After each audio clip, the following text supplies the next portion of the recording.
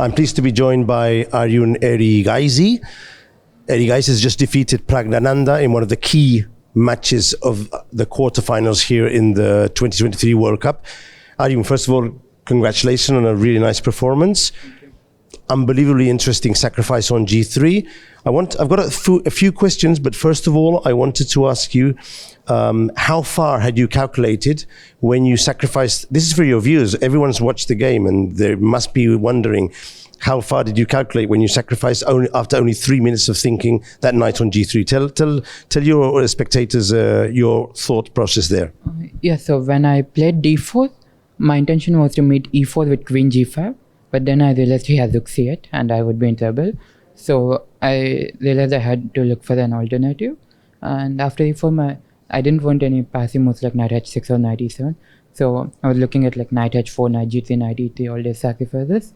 And Knight G3, F3, Queen G5, Queen E1, or something like this did seem like compensation, but I thought like at best I would have equality. So then I spotted this D3 plan.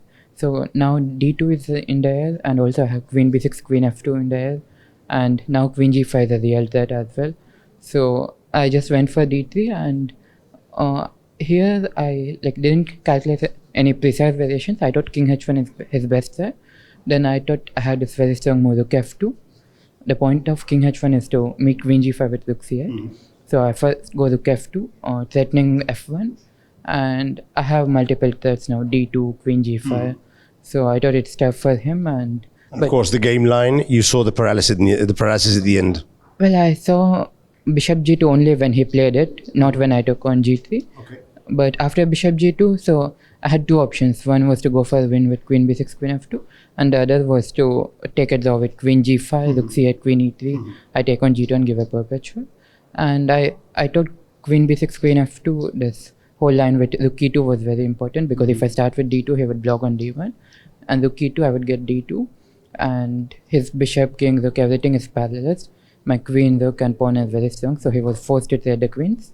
And after the queen trade, I would already have 2 points. My king is coming. Plus the king, and it's totally winning there. Yeah, it's totally winning. So I really suggest for the viewers to get a look at the game and go over these variations that Erigaisi has just mentioned, because they're mind-boggling. So apart from that, the opening, I did see that both players had prepared this Queen A4, Queen B3 idea. I didn't find many more games on that, but both of you were playing quickly. Did you expect this line today on the board? But I know you're very good friends with Pragg, but I don't expect that yesterday in the walk you were talking about the game. No, so I was expecting, I thought Reti is a possibility, but I didn't spend too much time preparing. And this Queen A4, I did not check it, so I was just playing some old memory. And yeah, I thought I had a solid position, but I thought my Rook A5 move was pretty good, but then he continued very well until a point, this B3, A takes B3, and I thought he was slowly outplaying me until a point, but then he pushed a bit too much, I think. So I actually saw a photograph of yourself with Pragg yesterday walking along the boulevard. So I thought, what are they talking about? What sort of things do they discuss or talk as a pair of very good friends when they both have to face each other the next day with key preparation things they have to think about? So could you give us an idea about that for your fans?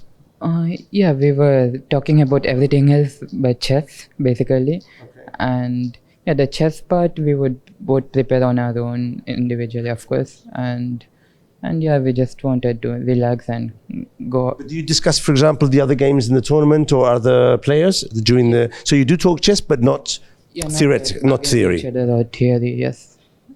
That's quite funny. I mean, it's amusing, no? But you're totally correct, but amusing. Before I leave you, I let you go, Arjun Erigaisi. Of course, winning with Black the first game puts things in a very favorable situation for you tomorrow. But we'll see how that goes. We'll talk about that tomorrow. We'll see. I have a question from Matthew Romero. How do you conciliate tournament playing with any other activities that you're doing? I'm not sure if you're studying or doing any other thing, or you're full 100% focus on chess these days? Yeah, I used to study like until 2021 December, but then it got too difficult to manage both studies and chess. So I decided to fully focus on chess. So yeah, it's been like 1.5 years or a bit more than that since I have been fully focusing on chess. Yeah. Good luck tomorrow, and we'll see you tomorrow then. Thank you.